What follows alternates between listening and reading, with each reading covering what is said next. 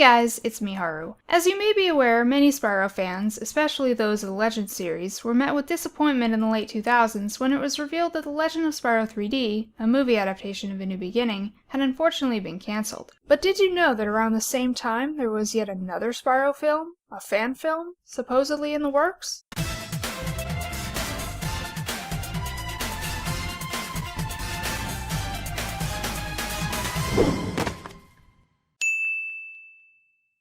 Our story begins in 2005, 1 year prior to the release of A New Beginning. Fanfiction.net user JMeek, or Jmeek, real name Nathan, begins a story called Spyro Dragon of Destiny, which takes place after the events of a hero's tale. If you want to read it for yourself, I'll leave a link in the description. But basically, it was a precursor to what the Legend series would give us, Spyro but with darker tones and themes. Flash forward to 2006. Nathan makes a post on darkspyro.net detailing information about his upcoming project, Spyro Legacy of Ages, a trilogy, yes trilogy, of fan films with the first, Secrets of the Mystic Tome, set to release in fall 2008. The films were also meant to set the foundation for a future TV series called Spyro the Destiny Chronicles, which would be based on Dragon of Destiny. Concepts for character redesigns were revealed, including Spyro, Hunter, and Sergeant Bird. He posted the lyrics to the supposed theme song, and even claimed to have contacts in the film industry whom he was trying to get on board for voice acting work. Jump to 2007, where we have a new claim of an RPG game to coincide with it, titled Legacy of Ages Heroes.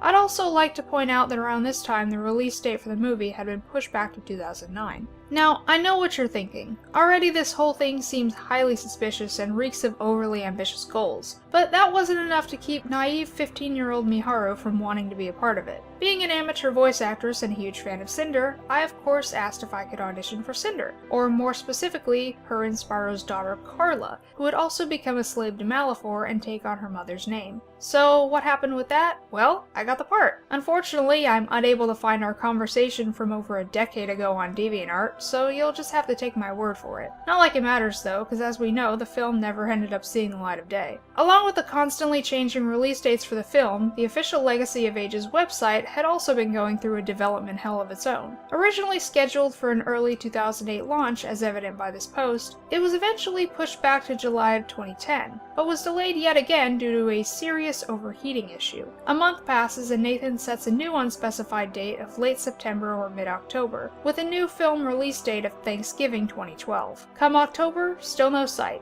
Then he vanishes, at least off DA, for 2 years. Then in 2012 he returns with a post about a completely new project unrelated to Legacy of Ages. Though he does mention Dragon of Destiny briefly at the end and its transformation into Legacy of Ages universe. Meanwhile, I've been waiting 5 years at this point for an update on my role, and have just been tolerating this guy's mysterious disappearances. I post a comment and he just responds with, "It's a work in progress." Speaking of the unrelated project, I read further into the comments section to find out Nathan had apparently stolen a character from another user to use as a lead in his story, and after being denied permission, claimed it was okay because she wasn't doing anything with him anyway. Just something interesting I thought I'd share. The last I spoke with Nathan was 7 years ago, in which he gave me some new info regarding the film. Haven't seen any trace of him since. Legacy of Ages was a project that was doomed to fail from the start. Luckily, no one was scammed out of their money or anything, but when you have one guy running the whole show, making big promises but acting flaky and shady, things are bound to fall apart pretty fast. It's disappointing because I really was excited for this. I mean, I was gonna be a voice in a Spyro movie, what else could I ask for? But as with most fan projects I auditioned for back in the day, it all came crashing down. Hope you enjoyed this look back at an odd piece of Spyro internet history, and don't take this as any sort of grudge against Nathan, because I honestly hope he's doing well for himself wherever he is, and that he's moved beyond his past mistakes. As always, don't forget to subscribe and follow me on all my social medias, and I will see you next time. Until then, this is Miharu, signing off.